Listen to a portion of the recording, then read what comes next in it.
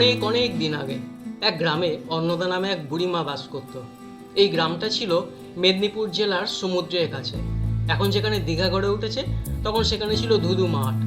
সমুদ্রের জল বাড়লে ওইসব মাঠকে ভাসিয়ে নিয়ে যেত। ওখান থেকে ৩-৪ মাইল দূরে ছিল ওই অন্নদা বুড়ির গ্রাম।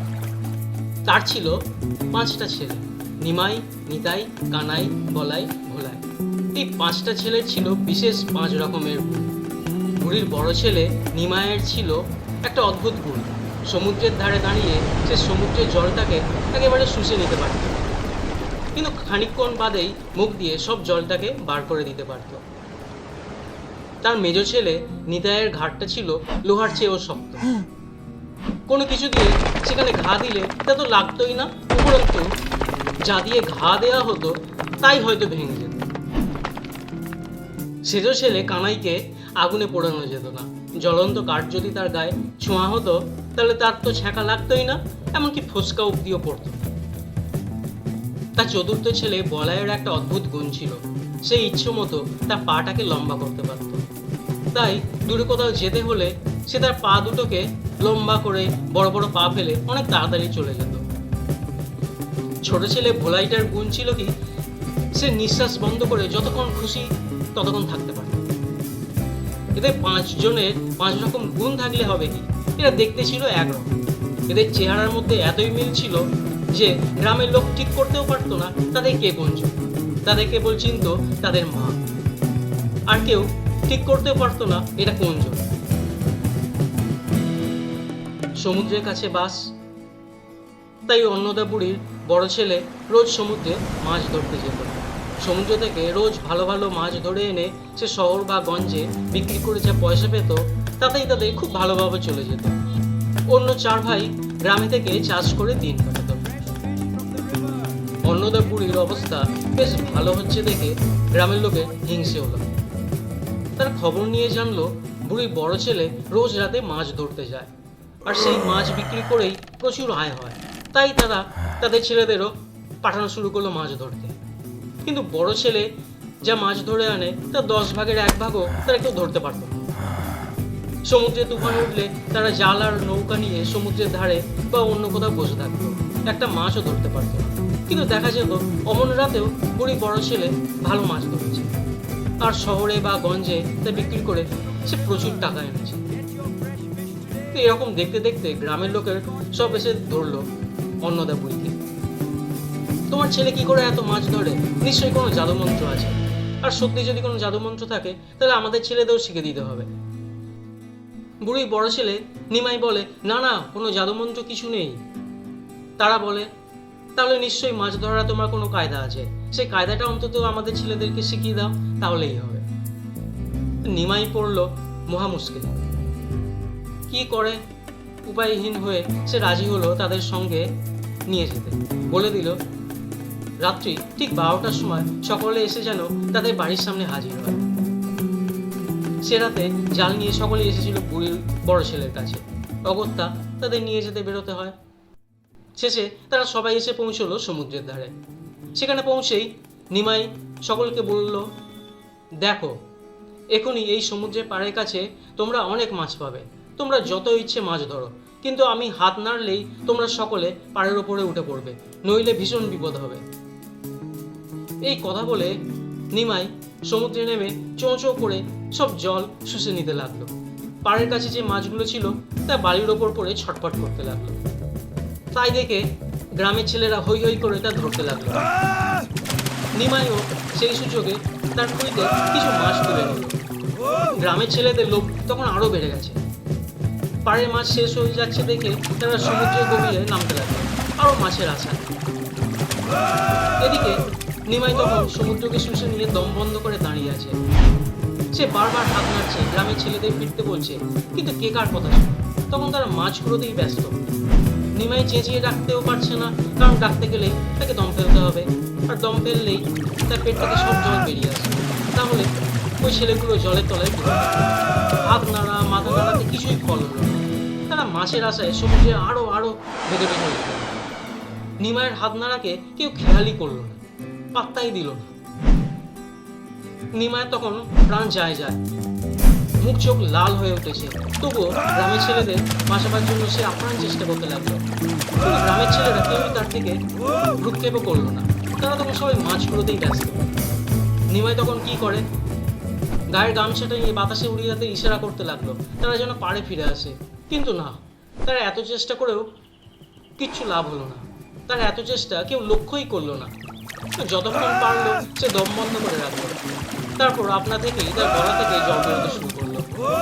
পিচকিরির মতো তোড়ে তার পেট থেকে জল বেরোতে শুরু করলো। হুহু করে মধ্যেই সমুদ্রের সব জল নিমাইয়ের পেট থেকে বেরিয়ে এলো। আর যারা সমুদ্রের গভীরে চলে গেছিল, হঠাৎ পেছন থেকে জলাশয় তারাও ডুবে গেল। নিমাই তখন আর কি করে, অগত্যা সে ফিরে এলো তার নিজের গ্রামে। তার ভাইদের দিয়ে সব মাছ পাঠিয়ে দিল শহরে বা গঞ্জের বাজারে। কিন্তু তার মনটা খুব খারাপ হয়ে গেল। বেলা বাড়তে শুরু করলো। গ্রামের ছেলেরাও ফিরল না দেখে তাদের বাবা কাকার দল অন্নদা বুড়ির বাড়ি এলো। অন্নদা বুড়িকে জিজ্ঞেস করলো ছেলে ফিরেছে কিনা দেখবার জন্য। অন্নদা বুড়ির ছেলে নিমাই ফিরেছে দেখে তারা সকলে তাদের ছেলেদের কথা জিজ্ঞেস করলো। কিন্তু প্রথমে নিমাই কোনো কথাই বলল না। তারাও ছাড়বার পাত্র নয়। মনের মতো জবাব না পাওয়ায় তারা নিমাইকে মারধর শুরু করলো। মারের ভয়ে নিমাই বলল তারা ডুবে গেছে জলে। আমি তাদের বারবার সাবধান করেছিলাম, কিন্তু তারা কেউই আমার কথা শোনেনি। তারা মাছ ধরতে কেবল সমুদ্রের ভেতরেই চলে যাচ্ছিল। একথা শোনার পর গ্রামের প্রত্যেক বাড়িতে কান্নার রোল উঠল। কারণ ওই অন্নদা বুড়ির ছেলেরা ছাড়া গ্রামেতে আর কোনো ছেলেও রইল না। সকলকার ধারণা হলো অন্নদা বুড়ির ছেলে ইচ্ছে করেই তাদের ছেলেদের সমুদ্র জলে ডুবিয়ে মেরেছে। তাই তারা দল বেঁধে গেল শহরে কাজীর কাছে, কারণ এর একটা বিহিত হওয়া দরকার। যাবার সময় তারা নিমাইকেও ধরে নিয়ে গেল। কাজী সব শুনলেন। শুনে তার পাকা দাড়িতে হাত বুলোতে বুলোতে চোখ বুজে ভাবতে লাগলেন কি করা যায়। একবার চোখ খুলে নিমাইকে জিজ্ঞাসা করলেন, তারা সকলেই মারা গেছে? জোর হাতে অন্নদা বুড়ির ছেলে নিমাই কাজীকে নমস্কার জানিয়ে বলল, হুজুর, তাদের অনেক বারণ করেছিলাম, কিন্তু তারা কোনো কথা শোনেনি আমার। কাজী বললেন, তুমি এতগুলো ছেলেকে খুন করেছো, তাই তোমাকেও শাস্তি পেতে হবে। কাল সকালবেলা তোমাকে মাঠে দাঁড় করিয়ে জল্লাদ, কুড়ুল কিংবা তলোয়ার দিয়ে তোমার গলা কেটে দেবে। হাত জোর করে বুড়ির বড় ছেলে বলল, হুজুর, আপনার আদেশ শিরোধার্য। আমার যখন মৃত্যুর হুকুমই হয়েছে তখন আর তো আমার কিছু করার নেই। কাল সকালেই তো আমাকে মেরে ফেলা হবে।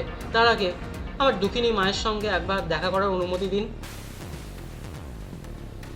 মরার আগে বন্দির শেষ ইচ্ছা পূর্ণ করা হয়, তাই কাজী হুকুম দিলেন সে তার মায়ের সঙ্গে দেখা করতে যেতে পারে। নিমাই তখন নিজের গ্রামে গেল, কিন্তু তার সঙ্গে ছিল কাজীর লোক।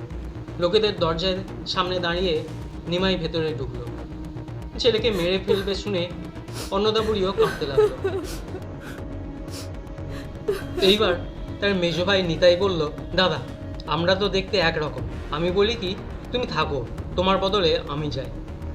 বড় ভাই তখন বলে, তোকে ওরা মেরে ফেলবে। মেজ ভাই নিতাই বলে, দেখাই যাক না কি করে ওরা। এই বলে দুই ভাই পোশাক বদলে নিল। তারপর কাজীর লোকেদের সঙ্গে সে বেরিয়ে চলে গেল। কাজীর লোকেরা বুঝতেও পারলো না যে আসামি বদল হয়েছে। যথারীতি পরের দিন বুড়ি মেজ ছেলে নিতাইকে নিয়ে যাওয়া হলো মাঠের মাঝখানে। তাকে ভগবানের নাম করতে বলা হলো। সে ভগবানের নামও করতে লাগলো। এইবার জল্লাদ একটা বিরাট কুড়ুল নিয়ে এক কোপ মারলো বুড়ির ছেলে নিতাইয়ের গলায়।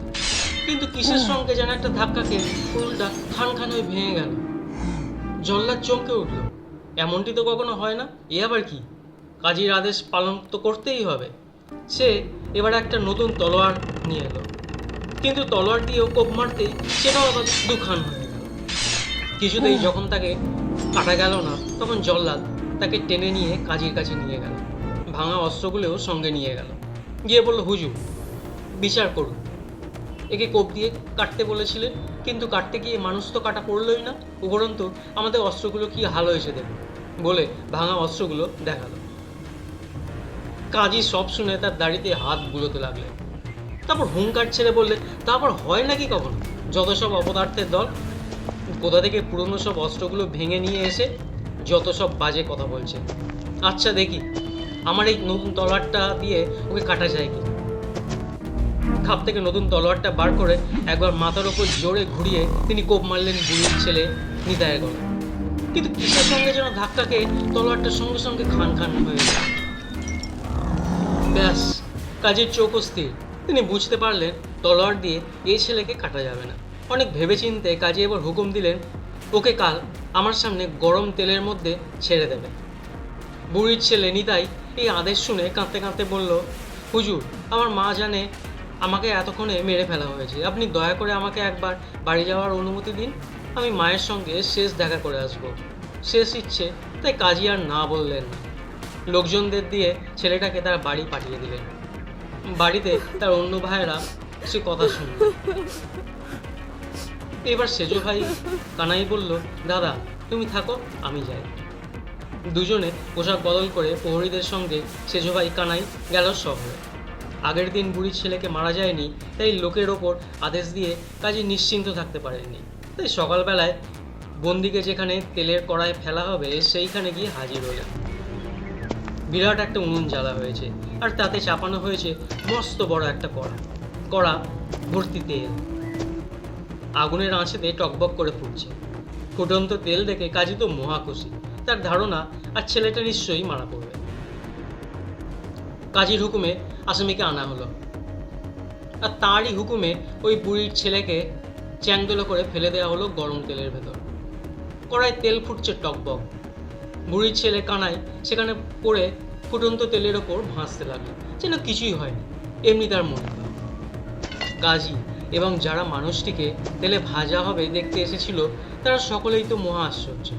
টকবক করে তেল ফুটছে, তার ভেতর থেকেই বুড়ির ছেলে হাসছে, তার গায়ে একটাও ফোসকা পড়ছে না। কি অদ্ভুত ব্যাপার রে বাবা। বেশ কিছুক্ষণ বুড়ির ছেলেকে ওইভাবে রাখা হলো, যদি তাকে মারা যায়। ঘন্টার পর ঘন্টা তাকে ওইভাবে রেখে যখন কিছুই করা গেল না, তখন কাজী হুকুম দিলেন, ওকে নামা। ছেলেটিকে কড়া থেকে নামানো হলো। তখন কাজী ঘন ঘন দাড়িতে হাত বুলোচ্ছেন। নামাবার পর যখন দেখা গেল বুড়ির ছেলে কানাই তখনও বেশ সুস্থ আছে, তখন হুকুম হলো, ওকে সমুদ্রে ডুবিয়ে মারো। কানাই আবার সে তখন তার মায়ের কাছে যেতে চাইল। তার কথা শোনা হলো। এইবার এলো বুড়ির ছেলে বলাই। পরের দিন সকালবেলা বুড়ির ছেলেকে সঙ্গে নিয়ে কাজী এলেন সমুদ্রের ধারে। বিরাট নৌকা তৈরি ছিল, তাতে সবাই উঠল। তারপর পাড় থেকে সরে গিয়ে নৌকা দেওয়া হলো খুলে। নৌকা ভাসতে ভাসতে চলে এলো দু মানুষ ডুব জলের কাছে। ছেলেটির পায়ে পাথর বেঁধে ফেলে দেওয়া হলো সমুদ্রের জলে। পায়ে ভার রয়েছে, তাই পাটা গেল আগেই ডুবে। ছেলেটি নৌকাটা হাতে ধরে দাঁড়িয়ে রইল জলের মধ্যে, তার মুখ আর নাক জলের ওপর ভেসে রইল। এ কি আশ্চর্য ব্যাপার। তাকে টানতে টানতে নিয়ে যাওয়া হলো আরো গভীরে, কিন্তু তার নাক আর মুখ ডোবানো গেল না। শেষকালে প্রায় 3-4 ঘন্টা চেষ্টা পর যখন তাকে কিছুতেই জলে ডোবানো গেল না, তখন কাজী হুকুম দিলেন, ওকে তুলে নাও নৌকায়, নিয়ে চলো তীরে, তারপর ওকে জ্যান্ত কবর দাও। কাজীর কবরের হুকুম শুনে বুড়ির ছেলে আবার বাড়ি যেতে চাইল। এবারেও কাজীর হুকুমে সে বাড়ি যেতে পারল। সব কথা শুনে এবার এলো তাদের ছোট ভাই ভোলাই। পরের দিন কাজী নিজে দাঁড়িয়ে থেকে তাকে কবর দিলেন। এবার আর কোনো হাঙ্গামা হলো না। ছেলেটি সত্যি মারা গেছে মনে করে কাজী তার লোকজন নিয়ে সেখান থেকে চলে গেলেন। বড় ভাইয়েরা চোখ রেখেছিল কোথায় তাদের ছোট ভাই ভোলাইকে কবর দেওয়া হয়েছে। পরে যখন রাত হলো তখন তারা সেখান থেকে এসে কবর খুঁড়ে তাদের ছোট ভাই ভোলাইকে বার করল। আর বার করার সঙ্গে সঙ্গে সেই চোখ চাইল। ভোলাইয়ের কোনো ক্ষতি হয়নি দেখে তাদের মনে খুব আনন্দ হলো। তারপর কবরটাকে ঠিকমতো বুঝিয়ে রেখে চলেই গেল সেখান থেকে। তখন ভাইরা সবাই বুঝতে পারলো এইখানে তাদের থাকা আর সম্ভব নয়, সবাই তাদের শত্রু হয়ে গেছে। তারা তখন তাদের মাকে গিয়ে বলল, মা চলো এখান থেকে আমরা চলে যাই, এখানে কেউ আমাদেরকে পছন্দ করে না, ভালোবাসে না। তারপর তারা সেখান থেকে ছেড়ে চলে গেল অনেক দূরে সাগরদ্বীপের কাছে একটা জায়গায়। সেইখানে তারা মাছ ধরে আর চাষবাস করে সুখেই জীবন কাটায়। এদিকে কাজী কবর ঠিক আছে দেখে ছেলেটি মারা গেছে জেনে তিনিও নিশ্চিন্ত হন।